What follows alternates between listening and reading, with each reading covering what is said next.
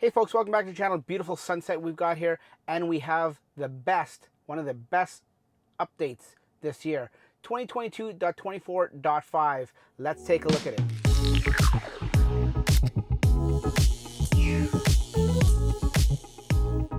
Okay, thanks for joining me, folks. Click on that subscribe button right down below and the like button if you like these kind of real world first glance of the new software that Tesla releases every now and then. It's usually about every 2 or 3 weeks, sometimes a month. If you're in a beta program, it's never. But anyways, 2022.24.5. This is the newest one. This one has the Tesla profiles. It has the blind spot camera, how you can move it around. Let's go through it. Before I just ramble on, let me just go through them. Okay, the first one here in the release notes, and there's some undocumented things in that weren't in the release notes that we're going to go through really quickly too. So Tesla profiles. Keep your settings and preferences synchronized across all supported vehicles using a Tesla account, including you can do your mirrors, the seating position, steering wheel adjustments, autopilot, driving, climate control preferences, navigation, media, and data sharing preferences. So quite a bit of customizations that you do to your car. Now you can save it. So if you happen to be, on vacation, you're renting a car and you go to Hertz and you rent a Tesla, now all your settings that you're accustomed to at home on your Tesla can now be in someone else's car. If you get a Tesla or you take your car in for service and it's more than one day and they give you a loaner, now that Tesla loaner, can now feel like it's your own car. It's amazing. They've been wanting this for a while, and Tesla's put it out. Moving right along to blind spot camera. Speaking of something that's been wanted for a while since version 11 dropped, and people were pissed off when they put the blind spot camera right here. I mean, it was great just to even get the blind spot camera, but then, of course, everyone had to complain that it wasn't in the right spot. And I kind of agree. So when I put the blind spot camera on right now, you can see it's down here, but when my hand's here, and I've got a small hand, I don't have a big hand, and yeah, don't let the yoke fool you. A steering wheel would be almost the same thing. From my seating position, my driving position, my fist or my knuckles sort of block a lot of times when I need to see if a car is there. So I can imagine someone with a bigger hand or their arm is out here, it'll completely block it. So yeah, this is not the best spot. Plus some people said, you know what, it's too low down, it shouldn't be low down. So what can you do now? Look, Tesla gives you 3 different positions. The original position, that position, and over the navigation maps position. I think it's a little too centered there and too out of the way. My favorite position I've been playing with for the last day since I've had this update is right there. Something else that's not documented that I don't know if you can see, I don't know if the camera can zoom in with this background the way it is. Right up in the top left corner, there's an X. So now you can X out of it. Now before, when you put the blinker on, they call it a blinker, but it's a turn signal. Before, when you put it on, when it was down here originally, to get rid of it, you could just swipe down and get rid of it, right? You can still do that, but another way is the little X. You click that little X and it gets rid of it. I don't know how many situations where you actually need to get rid of it, but you can. There's a little X here. That's cool. That's been long awaited and overdue and a welcome. And what I should show you, let me put it into drive here. When you put it into drive, yeah, I don't have my seatbelt on, and you turn the turn signal on, see where the avatar for your car is, and when you're going down the street or something, when you turn the turn signal on, it pushes it down. Before, when it was here, it would push it up. So wherever it is, as you can see, when you move it, Tesla will push it down so you have the lane lines here and it won't obstruct. Another undocumented feature, while I'm on here, I might as well show you. The turn signal now, you notice how it's above the regen and power bar. This little line, if you didn't know, when it goes black and when it goes green, that's your regen or your power accelerator bar. The turn signals were below it before. Now they're above it. They look a little bit smaller. I don't know if they've changed the size of it. Maybe it's just me, but they look a little bit smaller. I think maybe they were a little bit bigger down below. But it's a good place for it. And you know why they're there and not there? I'll show you why. So if you, let me come out of here. If I was to put a navigation in, if I was to put this navigation in, and by the way, while we're on this, if you move it over here, it kind of blocks. I don't know why Tesla put it there. It kind of blocks what you can see. But look over here, remember how when you had something up here, the next turn direction would be down here? Now they've moved it to a much better place, I think, here. Up here, that's where it is now. That's where it's going to live, your turn-by-turn directions, if the map is being blocked. If you bring it here, it goes away because now you have the map. But if you bring anything up, if you bring this up, look, the turn-by-turn direction moves back up there. Until you minimize this and you get the navigation map back to where you can see it, it'll disappear. But if you bring any screen up, as you can see, it pops up the navigation there. That never used to happen before. The navigation turn-by-turn message used to be down here. So that's a welcome change and a good change. And moving on from the blind spot camera, changing the position of where it is, we have disable Sentry sounds. Now, basically the Sentry sound, you know, when it's basically your car alarm. Someone breaks into your car or hits it really hard.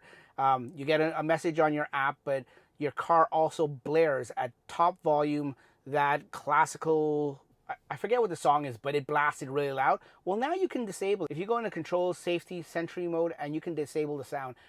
Why you'd want to disable the sound, I don't know. Maybe if you have neighbors that don't like it and it's constantly going off for some reason, maybe that's the reason you want to disable it.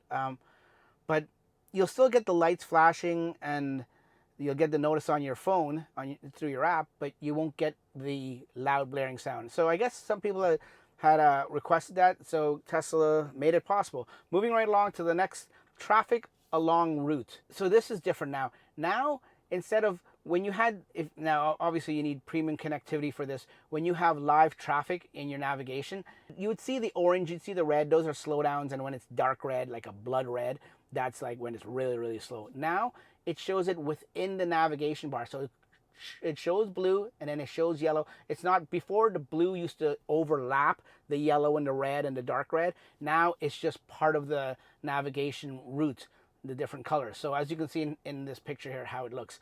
A lot better.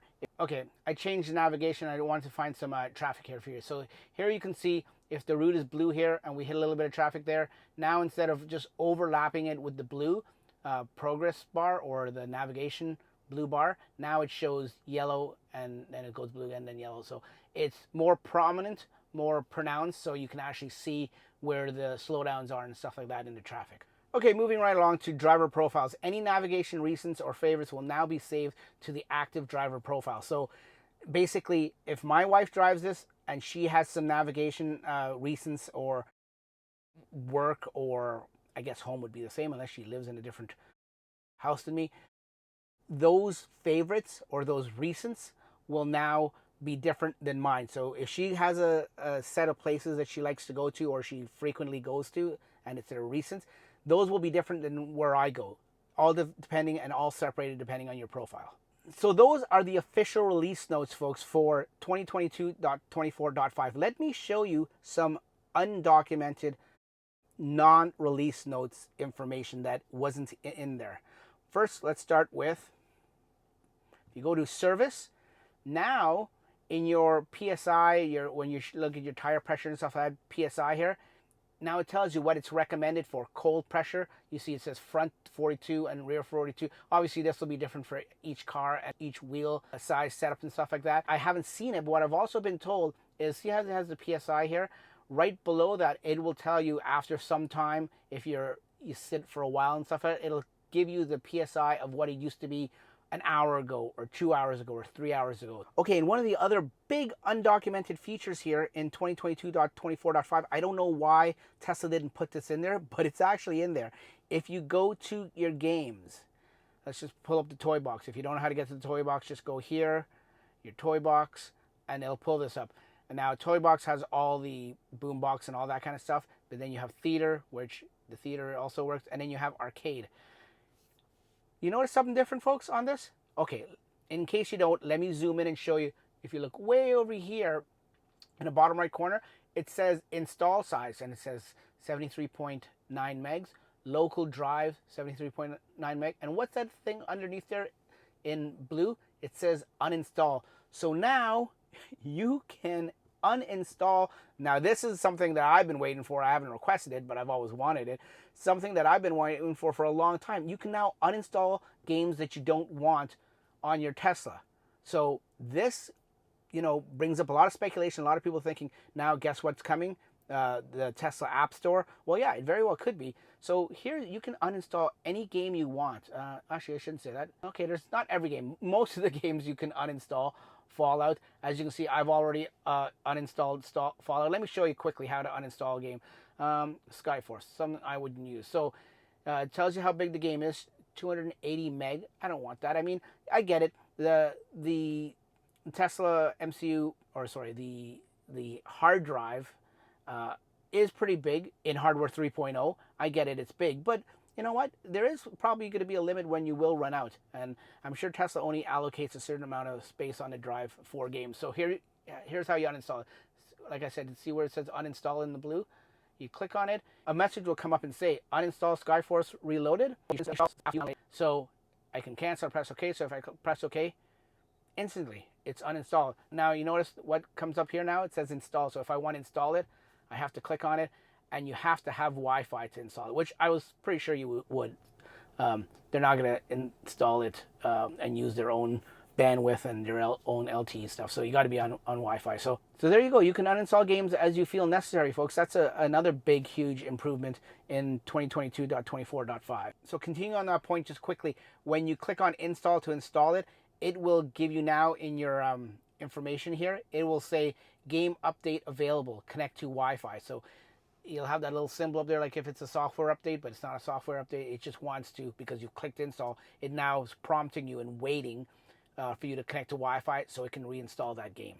So there you have it, folks. That is 2022.24.5, full walkthrough of all the documented and undocumented release notes and new features. This is an exciting new update. I think one of the best updates so far this summer or this year. Let me know. I'm sure there's probably something I've missed that that's undocumented or even documented. Let me know down in the comments below what you found that I haven't mentioned in this video, and let me know if there's something that you wish they should have done that they didn't do that they should do in the future. Anyways, that's all I got for you folks. Thanks for watching. We'll catch you on the next one. Take care. Bye-bye.